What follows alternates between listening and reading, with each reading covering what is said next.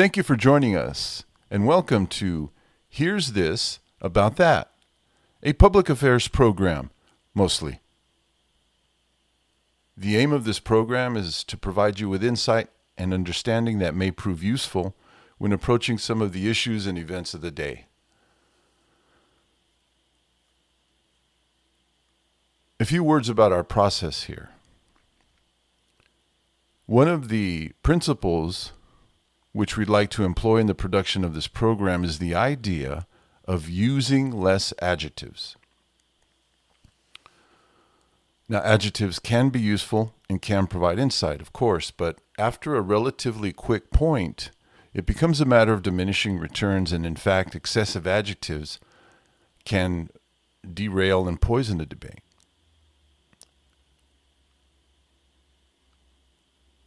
If a person is using excessive adjectives, it doesn't necessarily mean that they're wrong on the issues. I've seen people with whom I agree use too many adjectives, and I think in those instances it's a matter of being overly excited. And who can blame them? But having said that, there are those who use excessive adjectives and other rhetorical ploys to poison debate. In both cases, what I think it comes down to is that after some point, every bit of space you give to an adjective, you're taking away from an explanation.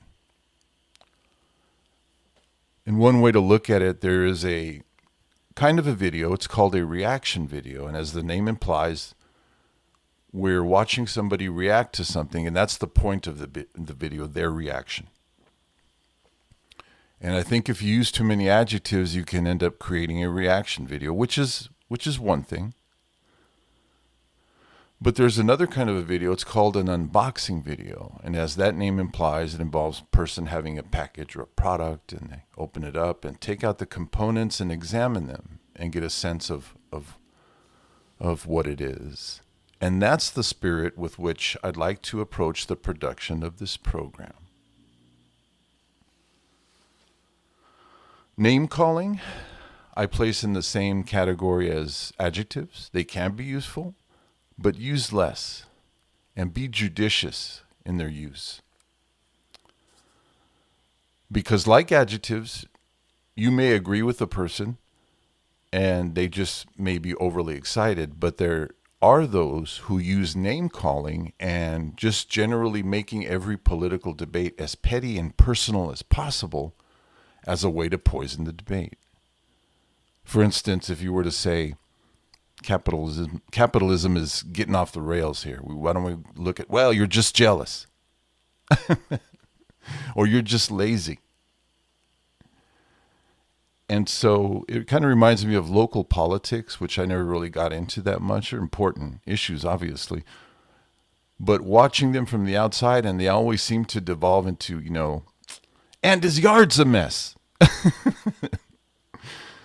But as an American, I feel like ideally our system is set up to preclude that kind of intense personal conflict and confrontation. That's not the way we want to hash things out. We want to talk things out and figure them out, rules of order and all that kind of good stuff, to avoid that kind of conflict and confrontation. If things do end up going there, I think it's because somewhere along the line there was a failure point, or somebody's throwing wrenches in there. So, but name calling can be useful. For instance, today I'm going to be talking about Ezra Klein, a New York Times opinion writer, who I have referred to in the past as the Judith Miller of Brett Weinstein's. It's judicious. So when I decided to do this program, I wasn't sure what I'd talk about. There's quite a bit to talk about. But when I got up the next day, I saw that the Times put out a piece by Klein entitled, "This is Why There Can Be No Liberal Joe Rogan." And what he's referencing is, if you recall, in the 2024 presidential election, Joe Rogan inserted himself. He gave Donald Trump 3 hours of talk time, unfettered, unchallenged. He denied any time to Kamala Harris, and then he ended up endorsing Trump. So at the time, Democrats wondered aloud, well, who's our Joe Rogan? Who's going to stand up and advocate and do that kind of thing for us? So Klein says there cannot be a liberal Joe Rogan. And his rationale is as follows. A liberal Joe Rogan, a liberal anything, is inherently political. It's right there in the name. It's the first word, liberal Joe Rogan. As opposed to the actual Joe Rogan, who Klein says is not particularly political. So I found that interesting, that those concepts of something inherently political versus particularly political. Now, Klein says Rogan is not particularly political. But what exactly is particularly political? I'm not sure I knew. Especially as opposed to something inherently political. So I Googled it. I just Googled the question. I didn't put any of the context of Ezra Klein or Joe Rogan or anything like that. But I just asked, what is the difference between something inherently political and something that is particularly political? Now, of course, we know something inherently political is of, for, by, and about politics. You know, you might say it's in its DNA. Now, Google tells me that something that is particularly political is a subject or object that is not inherently political, but that has become charged with politics due to surrounding debate, interpretation, or perception. And Klein says Joe Rogan is not that. He is not particularly political. Sounds to me that Joe Rogan is particularly political. Now, you may say I'm parsing words. I don't agree. I'm just examining the basic components. And what I think we can gather from this is what Klein's true intention is, and his true point, what he's trying to push on us, is this idea that Joe Rogan is not political. Now, he stuck in there not particularly, that particularly then just to grease it up, grease the wheels there. But his claim really, at its heart, is that Rogan is not political, and from there, he can imbue him with all kinds of magic and special powers. But clearly, Joe Rogan is political. But that's just beginning the piece. That's a few paragraphs in. So the question that I would challenge Klein with, and anybody with whom I disagree about the nature of Joe Rogan's work, is this. Do you think that you've listened to more of him than I? Because we disagree here. So, and I don't mean it rhetorically, hazard a guess. Do you think you have? And the importance of that question is what it brings to the fore is the fact that if you want to analyze what Joe Rogan's doing, it requires data over time.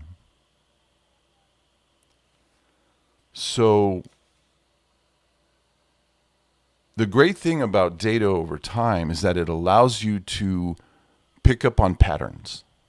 And pattern recognition is the layperson's best hope and at the root of almost all understandings. So very powerful and helpful. So what are the patterns that we can see in Rogan's work? Well, just kind of start fresh. And Joe Rogan, where is he? Well, he's on Monday through Friday, 3 hours a day, one-sided talk. Sounds like Rush Limbaugh to me. Now, later on in the piece, Klein lectures us about taking Rogan out of context. Don't judge a 3-hour conversation on a 30-second clip. Don't judge Joe Rogan on a 30-second clip. And if you have some data over time, when you hear that context claim, you recognize it, because that was an old ploy of Rush Limbaugh's. And Rush Limbaugh had a little cycle he'd run through. He'd say something super shitty, get all kinds of negative attention, and then he would say, well, you took me out of context. Okay, what's the context that justifies what you said? Well, you got to listen to 3 hours every day. And spoiler alert, there was never any context that justified what he said. It was just about this. And so Klein walks right into that, and he doesn't seem to have he's just oblivious to that. I had said in the waning days of the COVID crisis, to borrow the phraseology of COVID, that Joe Rogan is a Rush Limbaugh variant. Now, the pushback you're going to get is that Joe Rogan is not a one-sided program because he has progressives on. Okay, so he has progressives on. What are the numbers there? Is it about the same? So, well, it's not about the numbers. It's just that he has them on. Okay, he has them on. He has a few progressives here and there. Over time, what you begin to see is that even when Joe Rogan has progressive guests on, it remains a one-sided program because Rogan doesn't challenge them. He doesn't try to flesh out these issues. He just kind of sits there, furrows his brow, nods his head. Oh, yeah, me too, me too, me too, me too. And in that way, he keeps it a one-sided program. Now, Rogan talks shit. He talks all the old right-wing bullshit, but not when they're there. So this kind of Me Too stuff in itself is a right-wing pattern that I've noticed over time, and I refer to it as strategic submission. And it is used to avoid conflict, but more importantly, to avoid resolution. And Rogan requires there be no resolution in his work. He doesn't want to have anything to do with any resolution. And he's not going to be getting to the bottom of anything, and he's not going to offer you any resolution. He's not interested in it. As a matter of fact, he wants to keep you in a state of suspended ignorance by denying you that resolution. And that is the exact reason why Kamala Harris was never going to be on his program. Never, never, never. He dangled that out, but it was never going to happen because he cannot be associated with the resolution that would come in this clip economy of Kamala Harris warning Rogan about things Trump was going to do, and as time unfolded, he did them. He couldn't have that. She was never going to be on. Now, the first time I kind of picked up on this as a strategy was the first vice presidential debate between J.D. Vance and Tim Walz. And, of course, we all know that J.D. Vance is a world-class shit talker. But come the debate, and Vance pulled a real, yeah, me too, me too, me too, me too, to the point where it was striking. It was commented on, like, what's going on here? And then they separated again, and Vance started talking shit again. You also see it in Trump's behavior when he meets somebody like Mamdani. Oh, yeah, I love Mamdani. Yeah, great guy, I love him. We have the same vision for you. You're a great guy, great guy. Me too, me too. And then they separate, and he goes back to talking shit.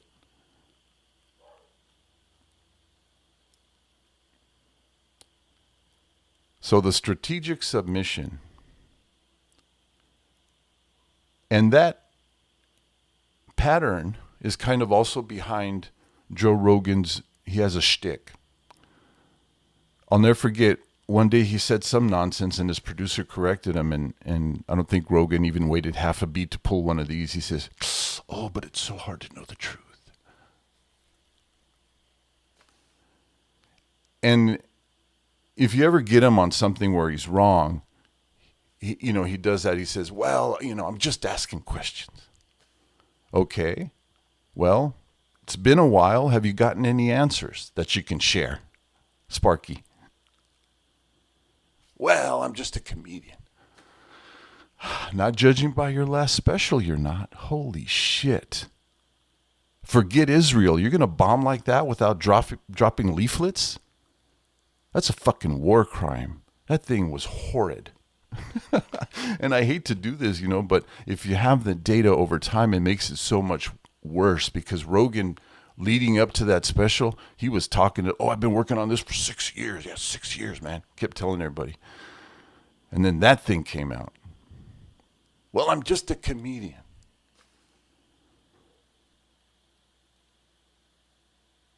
You're about as much a comedian as Dave Smith is.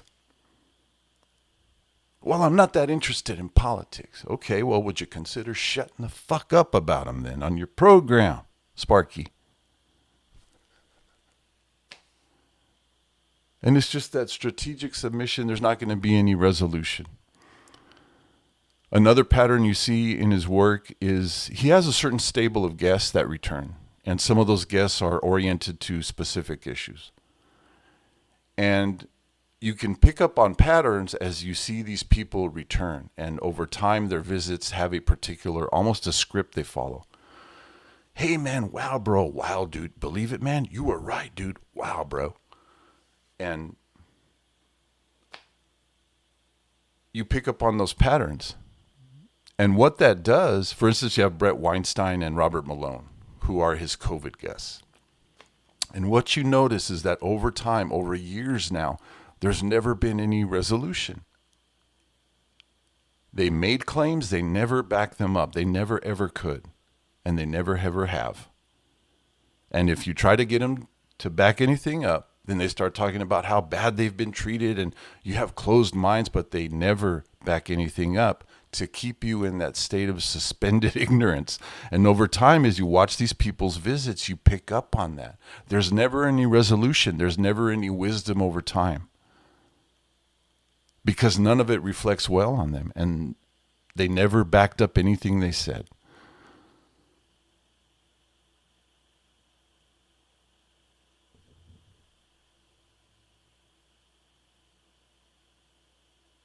So the patterns over time can help you see what Joe Rogan is actually doing. And later in the piece, Klein lectures us about the context, as I brought up. And don't judge Joe Rogan by a 30-second clip. But in fact, Klein is the one who is judging Rogan by 30-second clips. And what I'm referring to is, later in the piece, Klein paints this portrait of Joe Rogan and his fans. So, and it's basically just Rogan's PR. Because Rogan's response to the question, who's the liberal Joe Rogan? Well, I was the liberal Joe Rogan. You lost me. And that kind of plays off a pattern the right wing has, that everything they do is somebody else's fault. Well, it's your fault that Trump is president. You see what you made me do? And so Klein first talks about Rogan's fans. And his claim about them is this, that because they go to Rogan for elk meat, wrestling, comedians, and mushrooms, or whatever it is, these other issues, because of that, it follows then that they are otherwise not interested in politics. How the hell does he know that? Who told him that? Them? Oh, they love that story. And it's kind of that same mythology of like the swing voter, these people who can't seem to figure out what the fuck's going on.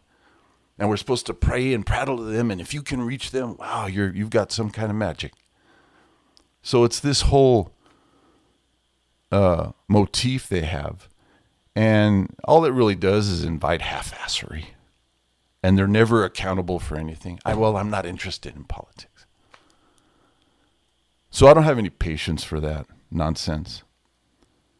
And to be honest with you, as somebody who's been watching over time, as I say, I'm getting a little old now. The idea that somebody would spend all morning with Rush Rimjob and then run off and spend all afternoon with Joe Rogan, that tracks perfectly. Follows perfectly. Yeah, absolutely. Then the portrait of Rogan, Klein paints. He says Rogan's politics are mixed. He supports Bernie Sanders. So this right-wing support for Bernie Sanders started bubbling up in 2016. And it was part of that whole fake populism they were pushing. And what I picked up over time is this. First of all, Sanders was running against Clinton, so it was an enemy of my enemy thing. Secondly, I think these right-wingers believed what we all believed. Bernie Sanders didn't have a chance in hell to win jack squat. So there wasn't a lot of risk to co-opt him and use him in that way.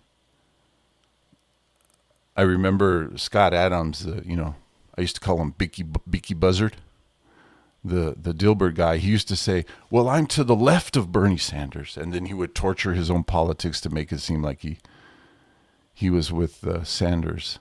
And he'd get a big kick out of that. And what I came to understand was this, that Bernie Sanders is these right-wingers' pet socialist.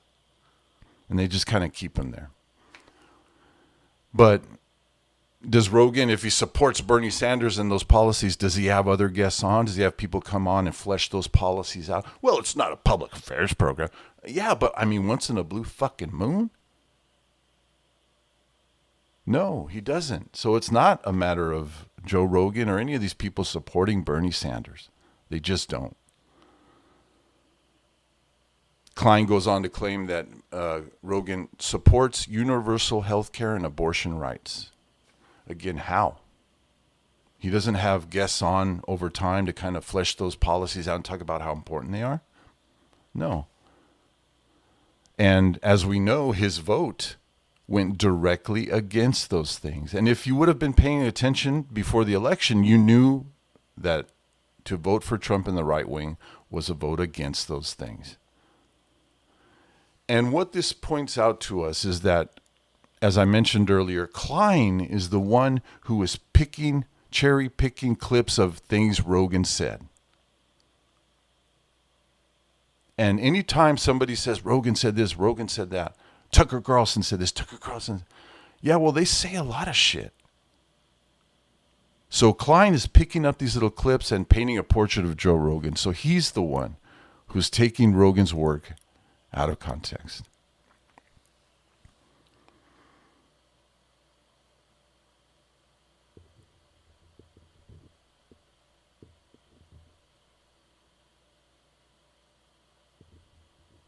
Now, this lack of resolution and the state of suspended ignorance, since we're talking about these meatheads, and let me just say this, as an American, if you're going to be all into the choking and the wrestling and the shooting and the guns, don't be into politics. Don't talk about them at all. Just shut the fuck up about politics. To mix those things is just so damn stupid, shitty, and un-American. Not what we're supposed to be about. Now that ship has sailed. But look at it like this. Joe Rogan and his ilk, look at it like two fighters. Okay, two fighters talking shit, working out, talking a lot of shit. He's this, he's that. And the fight never comes. People like Joe Rogan want to take the fight out of the podcast. They want to take the fight out of the TV station, out of the newspaper, out of the radio, out of the university, out of the city hall, out of the school board meeting. They want to take that fight and drag it out into the street so that the fans can work it out. Out in the street where might is right. And guess what they've been doing all month? They've been rolling around on the floor, figuring out the best way to choke the shit out of you. They love that shit. And oh, they love those guns. They'll step over a dead child for a gun. And if you have data over time, you've seen Joe Rogan giggle about Alex Jones' exploits, including Sandy Hook.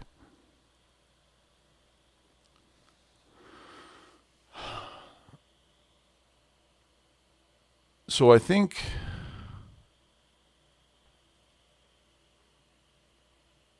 an important takeaway that I'd like you to have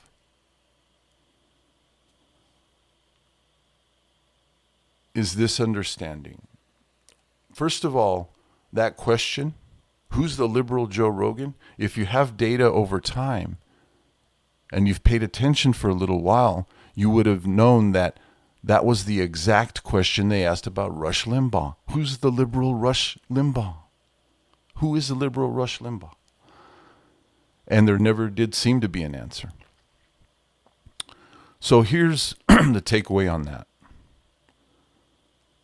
When these right-wingers throw these claims at you and troll you like there can be no liberal Joe Rogan, you cannot have one, there can be no liberal Joe Rogan. Instead of jiu-jitsuing it up and choke it, instead of jiu-jitsuing it up, Aikido it. Go with it.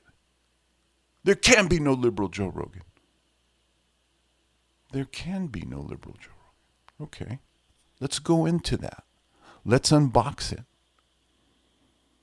And when you take the things out, when you take what Joe Rogan is about, what he's up to, what his goals are, what his record is, what he represents,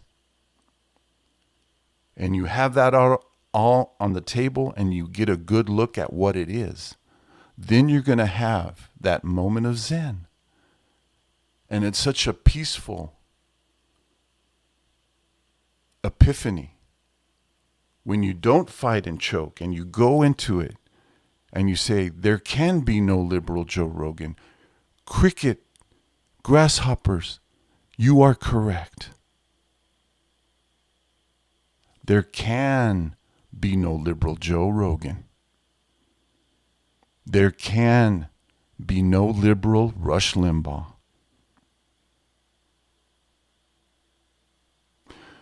Analogies are like adjectives, I think, and there's a lot of bad ones. And what I used to say about analogies is if somebody's giving you an analogy, it's because they think you're either too stupid to understand the thing as it lies, or they're trying to manipulate you. But they can be useful. And I have one I'd like to share with you in closing. It was something that occurred to me when I caught Jon Stewart on Jen Psaki's podcast. And they were talking about this very issue, Joe Rogan going all in for Trump and endorsing him. And Psaki asked Stewart, well, now that we know Rogan is on that side for Trump, oh boy, Stewart took such great exception to that. He said, oh, no, Rogan's not all in. Now, Ben Shapiro and those guys, they're all in on Trump, but Rogan's not. And Psaki was visibly taken aback. Okay, where would you place Joe Rogan? Well, he's on the libertarian comedian. And what occurred to me was this. Imagine, if you will, a nice long table, white tablecloth. There's some bowls and some cutlery, and you have a couple of those hotel pans, that they have a little bit of sterno underneath, keep it warm. And those two pans are chock full of dog shit. Just dog shit. Now over here you have a second table, white tablecloth, cutlery, bowls, and two hotel pans with chili in them. Your favorite chili. My favorite chili is Der Wiener Schnitzel's chili. And I can't eat it. And nobody probably should, but I love it. I know what it is. But your favorite chili. And got all the fixins, onions, cheese, crackers, spaghetti, whatever you want. And the chili is great. Now the chili is only 25% dog shit. You can hardly even tell. I mean, it's mixed in there really good. Now, which one of those do you think is going to do more damage? And don't forget, in front of the chili, you have Jon Stewart and Ezra Klein saying, yeah, over there, that's just dog shit. It's pure dog shit. Over here, it ain't so bad. Dig in. So that's the program. I do hope that it doesn't just fly off into the void like everything else I do. Everything else I do, the void is fine. But I think this is important information for people to take in when they approach some of these people and issues. So I thank you so much for joining me. I know this is going to do better. You're going to subscribe, you're going to like, and it's just going to make a real difference. I can just feel it inside. Unless that's those pinworms again.